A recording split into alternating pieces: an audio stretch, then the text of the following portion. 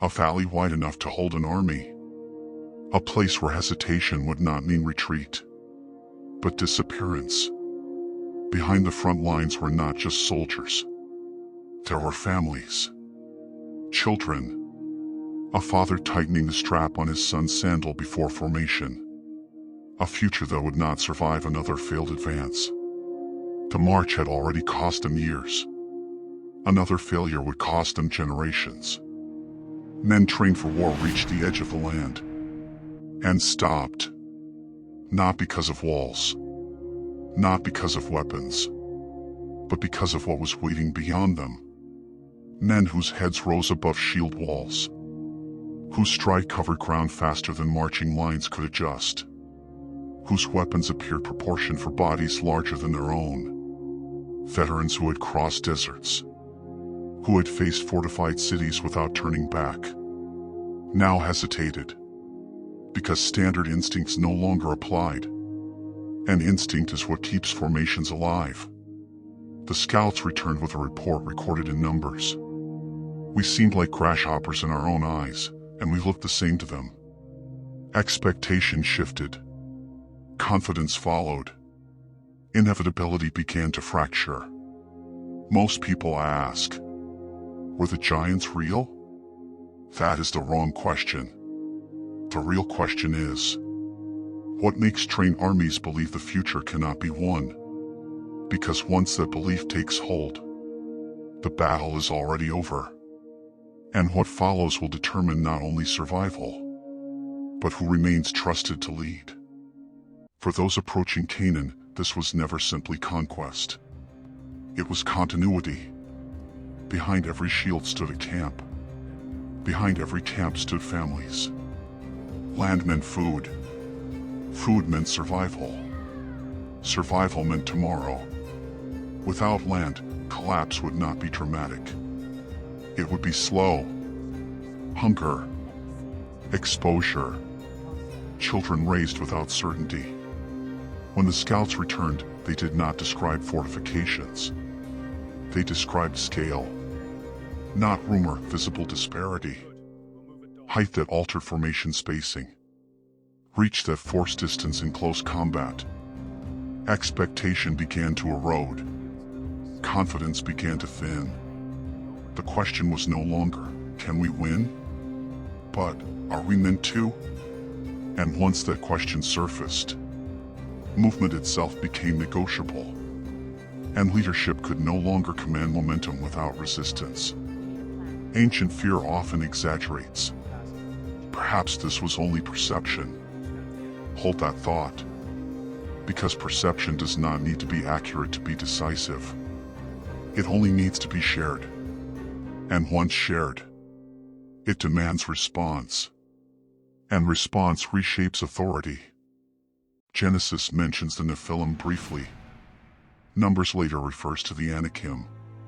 The text does not quantify their size. It records their effect.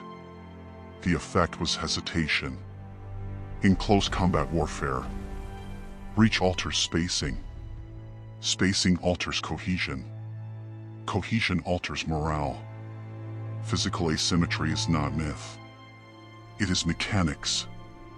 When spacing widens, formations weaken. Perceived disparity creates hesitation. Hesitation widens spacing. Wider spacing fractures cohesion. Fractured cohesion lowers confidence. Lower confidence slows initiative. And slowed initiative invites debate. Debate, once begun, rarely stays tactical. Some scholars interpret the Anakim as elite warrior lineages later remembered through exaggeration. Others see cultural memory of earlier instability.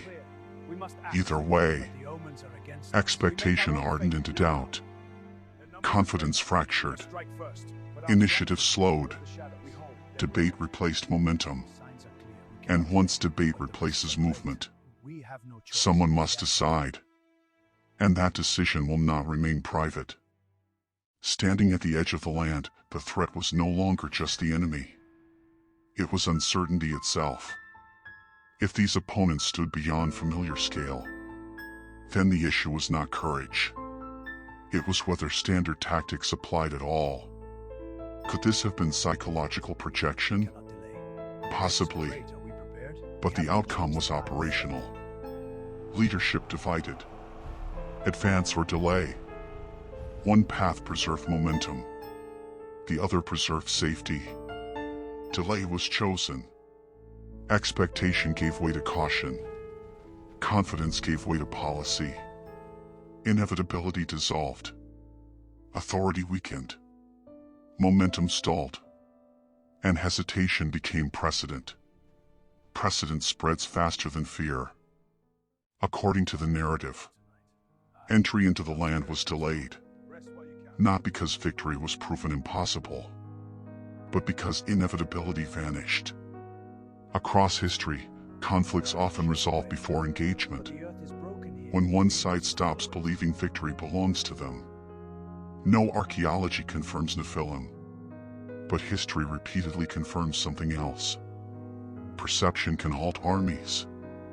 Some traditions frame these figures as deterrent through reputation, others as memory of imposing warrior groups. Origin remains debated. Effect does not. Strategy gave way to caution. Caution to delay. Delay to instability. And instability reshaped not only a generation, but leadership credibility. The delay did more than prevent advance. It normalized hesitation. The moment they saw themselves as crash hoppers, they began to move like them. And others began to question those who led them.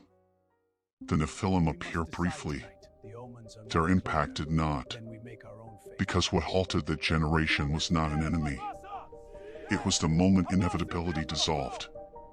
At the edge of the land, the danger was not strength alone.